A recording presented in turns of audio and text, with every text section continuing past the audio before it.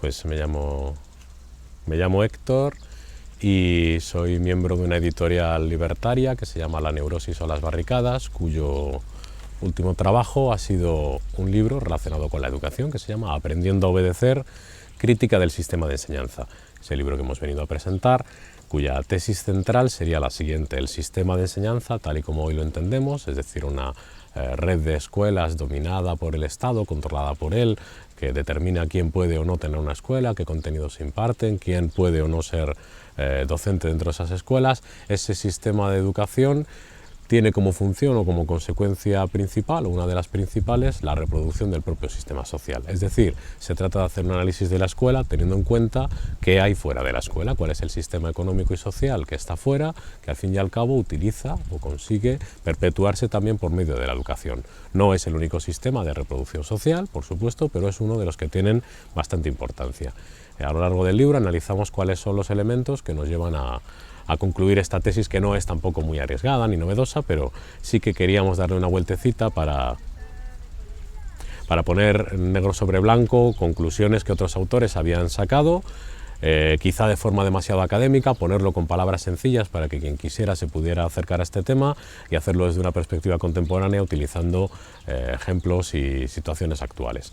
Entonces cogemos un poco los elementos clásicos cuando uno hace un análisis de un sistema educativo, desde los contenidos hasta la metodología, pasando por la relación entre escuela y poder y una pequeña historia de estos sistemas educativos, para acabar concluyendo sobre cuál es la concepción antropológica que tiene el sistema educativo actual, que vendría a ser una idea del ser humano fundamentalmente orientado hacia el mundo económico, en cuanto a que se buscan buenos trabajadores que respeten al empresariado o que se conviertan en empresariados, sin analizar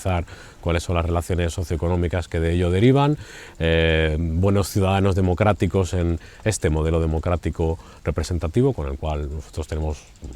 serias diferencias, por decirlo de una manera así más o menos sutil, y a partir de ahí construimos el libro y bueno, y es lo que hemos venido a hacer aquí, es lo que hemos estado haciendo, pues charlar durante 1 hora y media sobre este texto, que quizá ha servido como pretexto para hablar de educación desde otro punto de vista, quizá más social o más político, que no algo que no está siempre presente en el mundo de las escuelas alternativas. Hay una respuesta, generalmente hay un espacio común entre lo que ha defendido durante mucho tiempo el movimiento anarquista, el movimiento libertario y la gente que ahora mismo está haciendo escuelas alternativas. Lo que pasa es que no siempre eso es conocido. Es decir, cuando en los años 15, 20, 30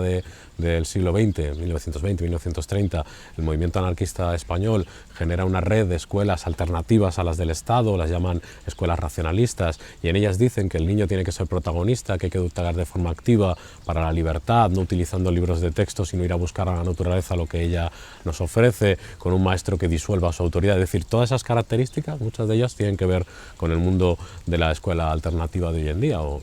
por lo menos de una parte de ella. Entonces la recepción del discurso libertario, aunque en principio choca, porque uno imagina que un anarquista es alguien así como con una bomba debajo del brazo constantemente y de una forma un poco caricaturesca, es un discurso, hay una buena parte de ese discurso compartido. Obviamente hay roces, pero